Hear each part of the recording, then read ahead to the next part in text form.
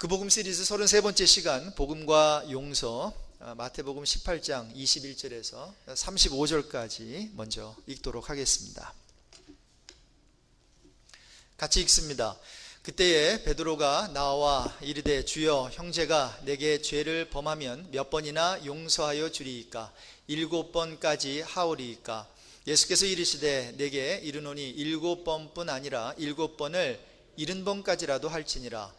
그러므로 천국은 그 종들과 결산하려 하던 어떤 임금과 같으니, 결산할 때에 10,000달란트 빚진 자 하나를 데려오매 갚을 것이 없는지라 주인이 명하여 그 몸과 아내와 자식들과 모든 소유를 다 팔아 갚게 하라 하니, 그 종이 엎드려 절하며 이르되 내게 참으소서 다 갚으리이다 하거늘, 그 종의 주인이 불쌍히 여겨 놓아 보내며 그 빚을 탕감하여 주었더니, 그 종이 나가서 자기에게 100데나리온 빚진 동료 한 사람을 만나 붙들어 목을 잡고 이르되 빚을 갚으라 하매, 그 동료가 엎드려 간구하여 이르되 나에게 참아 주소서 갚으리이다 하되 허락하지 아니하고 이에 가서 그가 빚을 갚도록 옥에 가두거늘, 그 동료들이 그것을 보고 몹시 딱하게 여겨 주인에게 가서 그 일을 다 알리니, 이에 주인이 그를 불러다가 말하되 악한 종아, 내가 빌기에 내가 내 빚을 전부 탕감하여 주었거늘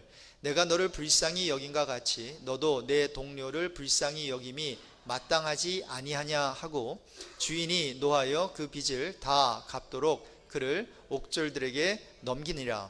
너희가 각각 마음으로부터 형제를 용서하지 아니하면 나의 하늘 아버지께서도 너희에게 이와 같이 하시리라. 우리 삶에 있어서 가장 힘든 일이 있다면 무엇일까요?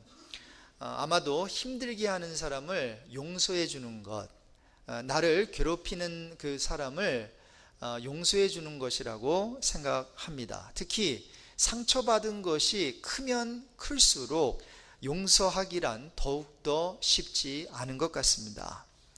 그래서 우리는 진정한 용서란 도대체 무엇인가 고민하기도 하지요. 용서는 용서하고 잊어버리는 것인가? 용서하면 내 마음에 어떤 변화가 있는가?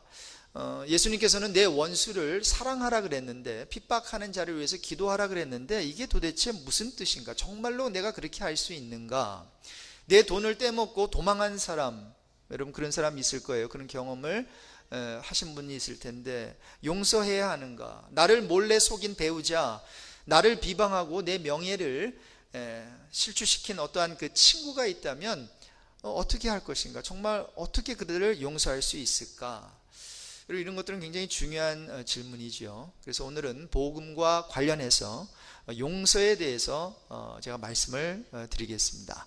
특별히 그 복음 시리즈 이제 9월, 10월, 11월, 12월 4개월 남았는데, 이전까지는 하나님의 은혜, 하나님의 주권 굉장히 제가 많이 강조를 했는데, 이제부터는 그 복음의 능력이 저와 여러분의 삶 가운데 어떻게 나타나는가, 결국 복음이 저와 여러분을 어떻게 변화시키는가, 그 변화된 삶이 무엇인가, 여기에 좀 초점을 맞춰서 나머지 기간 동안 복음 메시지를 전하도록 하겠습니다. 오늘 본문 마지막 구절에 보면 마태복음 18장 35절에 우리 주님께서 이야기를 합니다. 다시 한번 읽겠습니다. 너희가 각각 마음으로부터 형제를 용서하지 아니하면 나의 하늘 아버지께서도 너희에게 이와 같이 하시리라. 이 본문만 읽으면, 이 구절만 읽으면 마치 우리가 먼저 용서해야 하늘 아버지께서 용서해 줄 거야, 이렇게 말하고 있는 것 같죠? 그러나 전체 문맥을 우리가 이미 읽은 것처럼 그렇지 않죠. 주기도문도 우리가 우리에게 죄 지은 자를 사하여 준 것 같이 우리 죄를 사하여 주옵시고 라는 표현만 보면, 우리가 우리에게 죄 지은 자 용서해 줘야 전부 하나님께서 우리 죄를 용서해 주시겠다, 이렇게 다가온단 말입니다. 그러나 절대로 그게 아니에요. 오늘 본문 용서할 줄 모르는 종의 비유, 탕감받은 종의 비유, 이것을 통해서 우리 주님께서는 그게 아니야 라고 하는 것을 분명하게 가르쳐주고 있는 것입니다. 본문 줄거리 내용을 다시 한번 좀 말씀을 드리면, 왕이 이제 결산을 할 때가 되었습니다. 그런데 10,000달란트 빚진 그 종 하나가 왕 앞에 끌려왔습니다. 이 달란트, 또 어떠한 그 데나리온이라고 하는 것은 예수님 당시 그 화폐 단위였습니다. 1데나리온은 그 당시 예수님 당시 한 품꾼이 하루 번 돈이었어요. 1데나리온. 그런데 1달란트는 6,000데나리온이에요. 그러니까 6,001을 즉 6,001이면 계산하면 16년이죠. 16년간의 품삯을 뜻해요. 굉장히 많죠, 그렇죠? 1달란트가. 근데 1만 달란트를 빚졌다 그랬죠. 그러면 계산을 해보십시오. 1만 달란트는 어마어마한 액수입니다. 제가 계산해 보니까 6천만 데나리온이 되는 거예요. 자, 6천만 데나리온은 16만 년, 160,000 years, 매일 돈도 쓰지 않고 매일 벌어서 모아야 하는 어마어마한 액수의 돈이에요. 그런데 그가 그 빚을 갚을 길이 없었어요. 그래서 주인이 불쌍히 여겨서 그 어마어마한 그 액수의 돈을, 그 빚을 탐감해 줬단 말이에요. 캔슬 시켜버렸어요. 야, 얼마나 기분이 좋을까요? 아마 성경은 그렇게 기록하고 있지 않지만 휘파람 불면서 아마 집으로 돌아가고 있었을 거예요.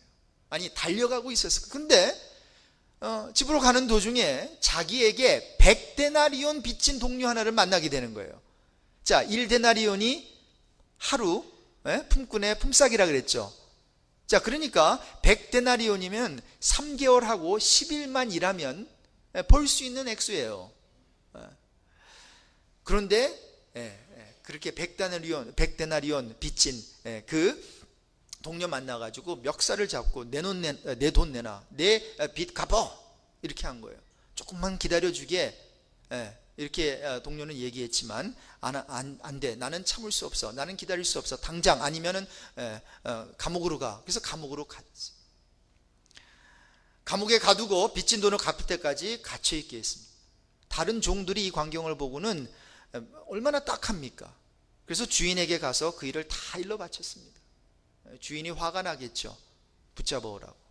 그러고는 말합니다. 이 악한 종아, 내가 그렇게 간청하기에 내가 내게 그 빚을 다 삭제해 주었는데, 그렇다면 너도 그렇게 그 동료를 불쌍히 여겨서 탕감해 줘야 할 게 아니냐. 그래서 주인이 노하여서 그를 감옥에다가 가두고 빚진 것을 다 갚을 때까지 그렇게 나오지 못하게 했다.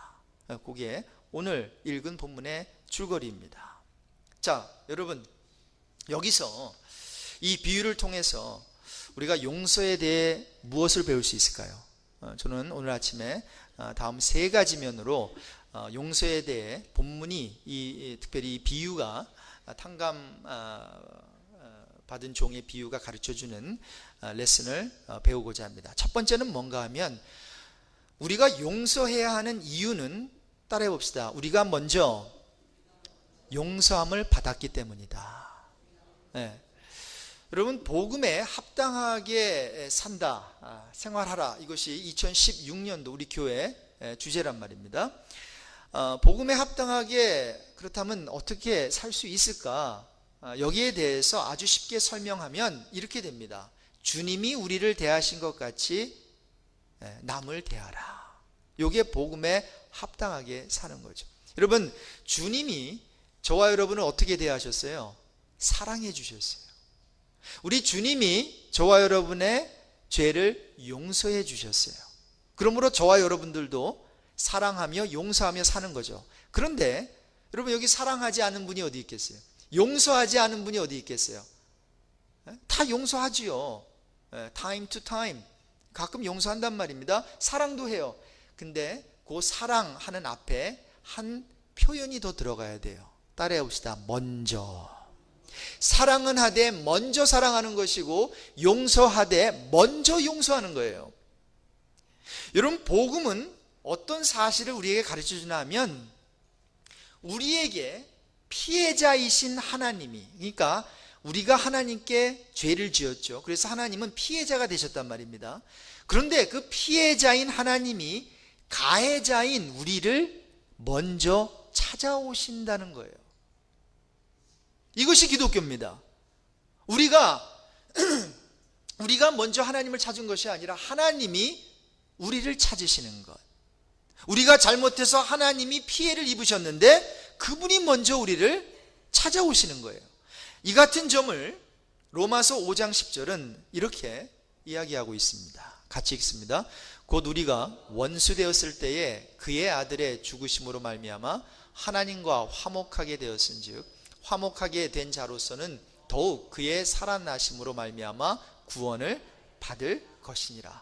자, 우리가 원수 되었을 때에 그의 아들 예수 그리스도가 이 땅에 오셔서 죽어주심으로 하나님과 우리와 화목하게 되었다라는 거죠. 자, 그래서 하나님이 먼저 우리를 사랑해 주셨고 하나님이 우리를 먼저 용납해 주셨다라고 하는 거예요. 우리의 잘못으로 하나님과 우리의 사이가 굉장히 소원한 사이가 됐어요. 하나님의 원수가 됐어요. 그런데 하나님께서 이니시티브를 가지시고 먼저 우리를 찾아와 주셔서 그 관계를 예수 그리스도를 통해서 회복시켜 주셨다라는 거예요. 하나님께서는 충분히 우리를 정죄하실 수 있었어요. 거절할 수 있었어요. 우리와 관계를 끊어버리실 수 있으셨어요. 그런데 하나님은 관계를 끊지 아니하시고 대신에 우리를 향해 저벅 한 발짝 두 발짝 다가오셨다라는 거죠. 이 같은 사실을 바울은 로마서 5장 8절에 다음과 같이 설명하고 있습니다. 우리가 아직 죄인 되었을 때에, 여러분 이게 어떤 표현인 줄 아십니까? 여러분 죄인은 꼴보기 싫은 사람입니다. 그렇죠? 여러분 생각해 보세요. 여러분에게 무슨 죄를 지은 그 사람을 생각해 보세요. 물건을 훔쳤든지 아니면 컨트랙을 어떻게 조작을 했든지 하여튼 그래서 여러분에게 피해를 입은 사람, 꼴보기 싫은 사람입니다. 자, 그래서 우리가 아직 죄인 되었을 때, 우리가 좀 속된 말로 꼴보기 싫을 때, 관계가 소원할 때에 그리스도께서, 같이 읽습니다. 우리를 위하여 죽으심으로 하나님께서 우리에 대한 자기의 사랑을 확증하셨느니라. 우리가 여전히 죄인 되었을 때 그리스도가 우리를 위하여 죽어주심으로 하나님이 내가 너희를 이만큼 사랑한다, 이걸 보여주셨다는 거죠. 자, 따라서 여러분, 우리가 우리에게 죄 지은 자를 사하여 줘야 하는, 용서해 줘야 하는 근거가 어디 있습니까? 우리가 하나님에게 죄 지은 것을 먼저 하나님이 용서해 주셨기 때문이라는 거죠. 그게 근거예요. 그게 동기부여고 그 이유 때문에 우리가 나에게 잘못한 그 형제자매를 용서해 줘야 된다는 거죠. 에베소서 4장 32절에 보니까 서로 친절하게 하며 불쌍히 여기며 서로 어떻게 해요? 용서하기를 하나님이 그리스도 안에서 너희를 용서하신 것 같이 하라. 여러분 보세요. 우리에게 하나님께서 요구하실 때 하나님이 먼저 하신다 그랬죠. 그게 성경책이라 그랬죠. 하나님이 그리스도 안에서 우리를 먼저 용서해 주셨대요. 저와 여러분을. 그러니 너희도 하나님이 너희를 용서해 준 것처럼 서로 용서해. 이제 이거죠. 이것이 탕감받은 종의 비유를 통해서 배울 수 있는 첫 번째 그 레슨이에요. 교훈이에요. 아, 하나님이 우리를 먼저 용서해 주셨기 때문에 나도 용서해야 되는구나. 자, 두 번째 배울 수 있는 것은 뭔가 하면 우리가 범한 죄는 다른 사람이 나에게 범한 죄보다 중하다라는 거예요. 여러분, 이런 표현 우리 가끔 하지 않습니까? 그 사람이 나한테 한 짓을 생각하면 도저히 그 사람을 용서할 수 없어.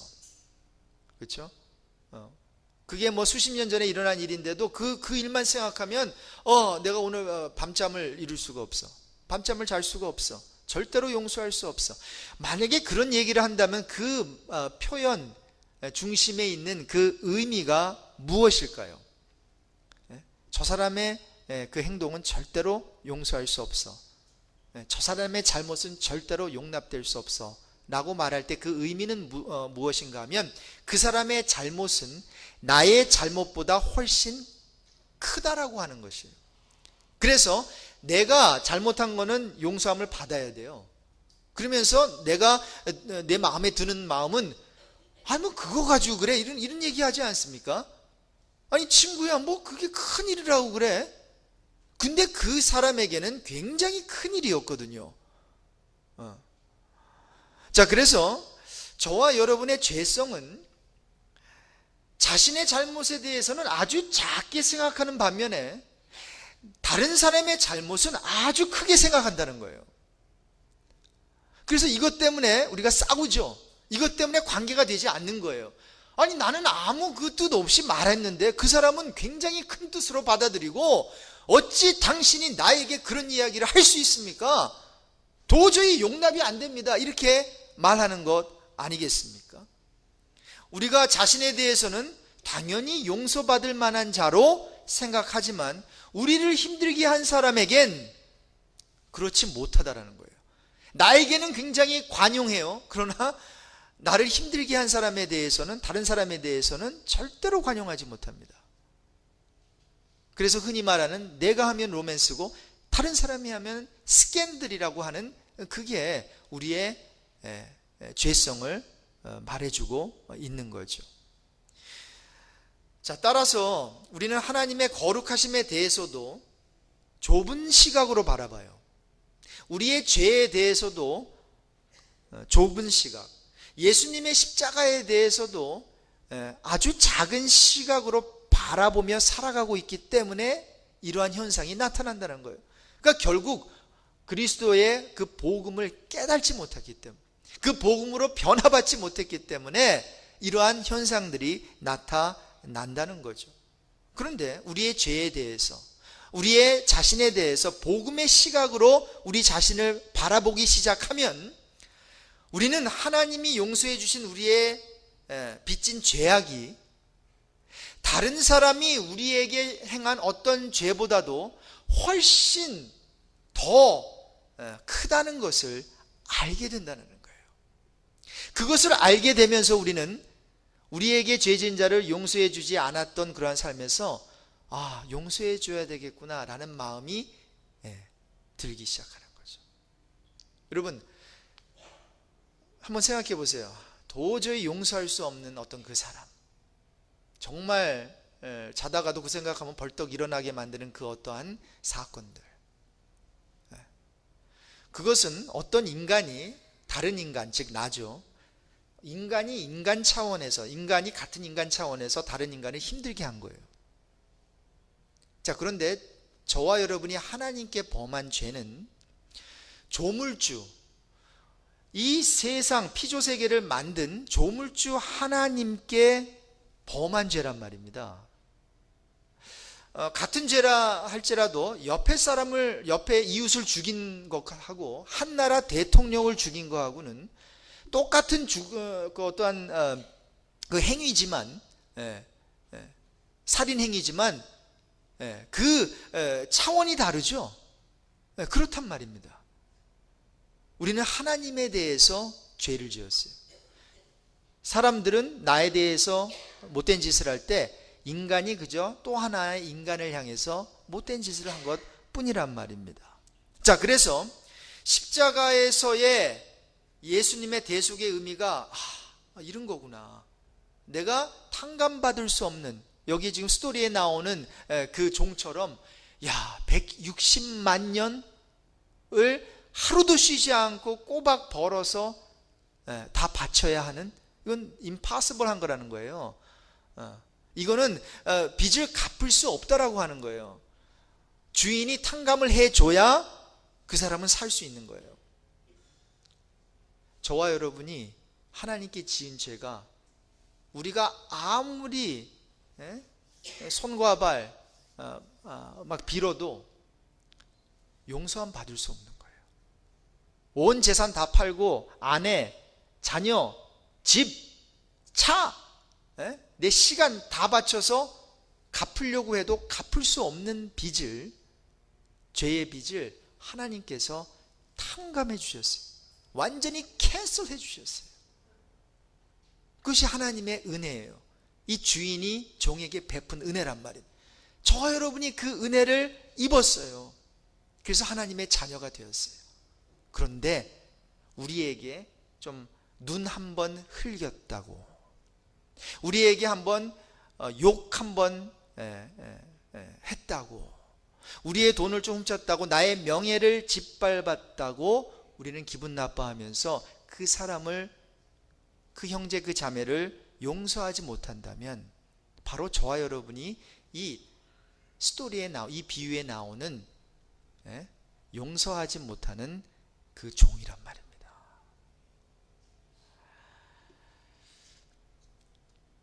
다른 사람의 죄, 그것이 우리에게는 심한 것이었더라도 거룩하고 정의로우신 하나님 앞에서의 우리의 죄와 비교하자면 별것 아니란 말입니다.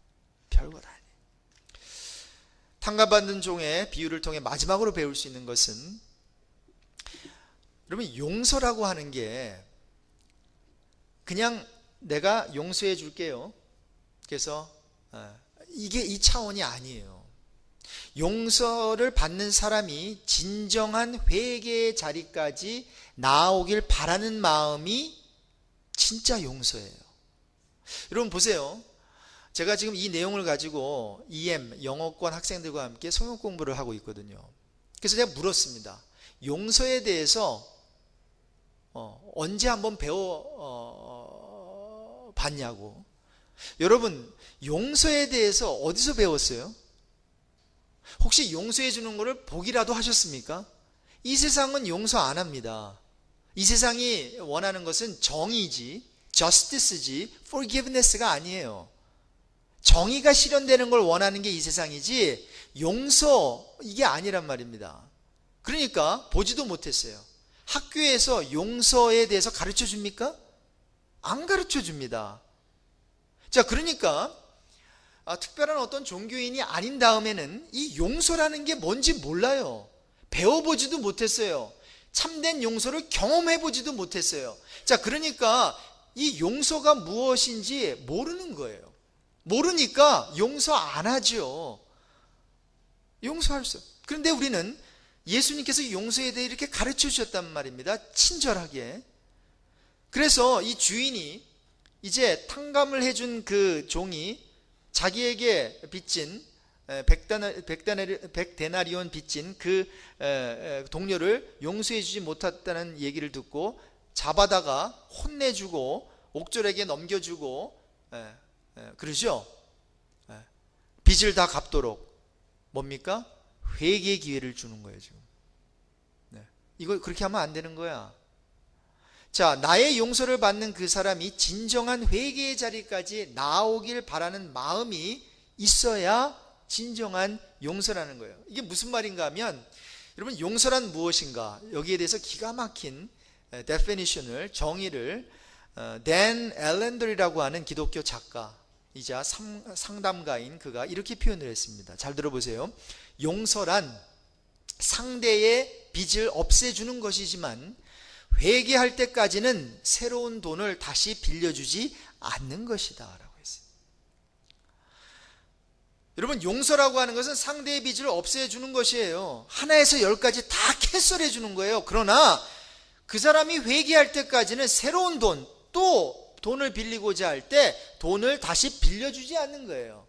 여러분, 빌려준다면 그 사람은요 망합니다.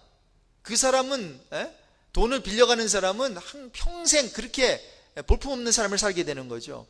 회개해야 돼요, 그 사람은.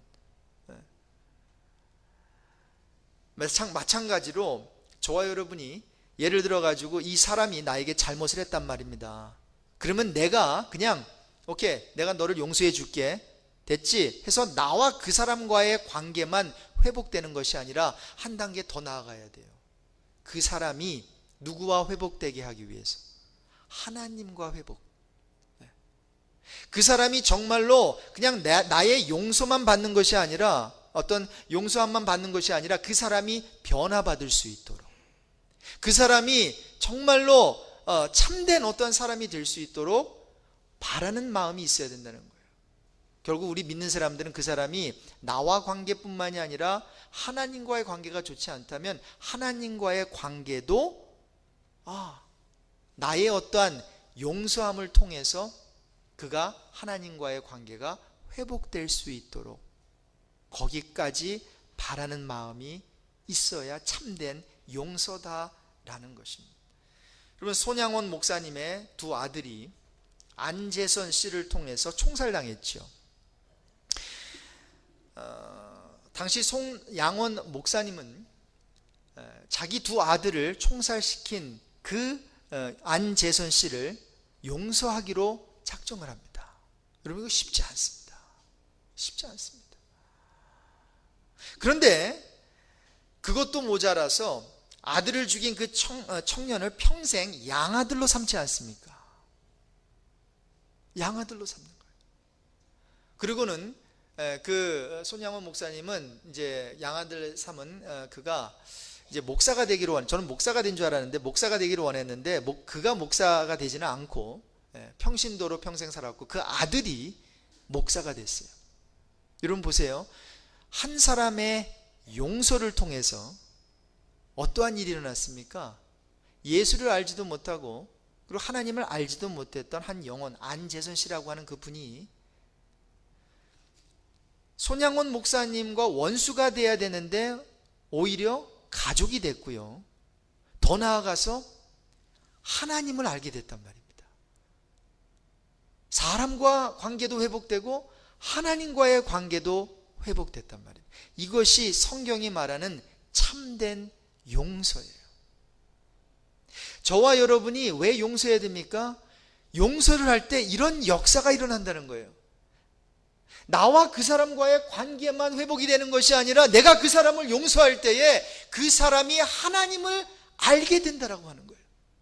그 사람이 하나님이 이러한 사랑, 이러한 용서를 해주시는 분이라는 것을 간접적으로 알게 된다는 거예요. 그러니 저와 여러분이 이 복음에 합당하게 생활하기 위해서 용서하는 삶을 사는 게 얼마나 중요합니까? 말씀을 마치겠습니다. 여러분 결론적으로 따라해 보실래요? 용서에는 희생이 필요합니다. 여러분 왜 그렇습니까? 용서하는 것은 내 권리를 내려놓는 것이기 때문입니다. 여러분 우리가 대가를 요구할 권리가 분명히 있어요. 저 사람이 나에게 돈을 빌려갔으면 갚아야죠. 갚지 않으면 수하는 거죠. 그런데 그 수할 수 있는 권리를 내려놓는 거예요. 그 빚을 없애주는 것이기 때문이에요. 그리고 하나님께서 저와 여러분에게 원하는 삶은 정당한 삶이 아니라 위대한 삶인 줄로 믿습니다. 여러분 우리는 삶을 살면서 What is justice? 무엇이 정당한가? 무엇이 법인가? 법대로 사는 것을 하나님께서 원하시는 것이 아니에요. 사랑의 법을 따라 사는 것을 원하십니다. 법은 give and take이에요. 내가 손해보지 않습니다. 정당한 거죠. 사랑은 손해봅니다. 사랑은 희생이기 때문입니다. 용서는 사랑입니다. 따라서 용서에는 희생이 따릅니다. 여러분 교회에서는 법이요 하는 사람이 있으면 안 돼요.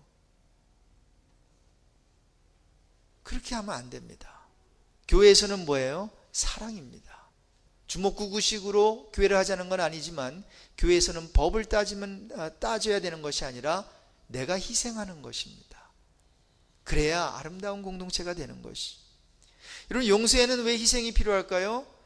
그 사람이 나에게 한 잘못으로 인한 고통을 다 품는 것이기 때문에. 내가 용서해줘도 그 사람은요 나에게 그렇게 감사하는 마음이 없을 수도 있는 거예요. 그러면 용서해 놓고도 이거 내가 미친 어떠한 장사한 것처럼 이거 뭐야, 내가 용서해 줬는데 저 사람이 나에게 별로 감사해 주는 것 같지도 않아요. 그것까지도 그 고통과 상처와 수치를 품어야 되는 거죠. 그래서 용서에는 희생이 필요합니다. 또한 그의 회개와 회복을 구하는 것이기 때문에 시간이 필요하죠. 그 사람이 하루아침에 바뀌지 않습니다.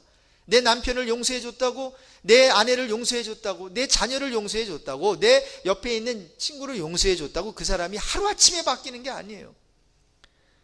그가 회개하게 되는 자리까지, 하나님과의 관계에 회복되는 그 자리까지는 시간이 요구되기 때문에 용서에는 희생이 필요합니다.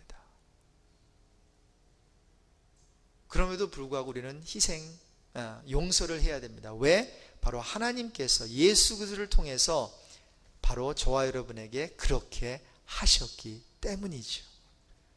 우리 교회 안에 이러한 용서의 정신, 용서의 스피릿이 더욱더 충만해지길 주님의 이름으로 축원합니다.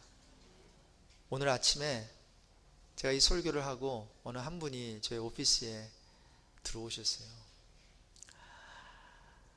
그러면서 좀 멋쩍은 그러한 행동을 하면서 머리 극적극적 하면서 목사님, 제가 그동안 목사님을 좀 미워하는 감정이 있었습니다 하면서, 그러면서 하시는 말씀이 뭐 설교 듣고 이렇게 반응하는 건 아니고요 설교 때문에 그러는 건 아니고요 하면서 목사님 용서해 주세요. 제 눈에서 눈물이 벌컥 나면서 그 집사님을 확 껴안아 드렸어요. 남자 집사님이었습니다. 확 껴안아 드렸어요. 저는 너무나 좋았습니다. 그리고 그분에게서 가능성을 봤습니다. 그분에게 가능성을 봤어요. 그러면서 이 용서에 대한 메시지가 선포되니까 여기에 대해서 반응하는 사람이 있구나. 그러면서 너무 행복했습니다. 여러분, 저가 이 정도 행복했다면 우리 하나님은 얼마나 행복해 하셨을까요? 이러한 관계의 어떤 회복의 역사가 저와 여러분의 삶과 가정과 이 교회 가운데 충만하게 되길 다시 한번 주님의 이름으로 축원합니다.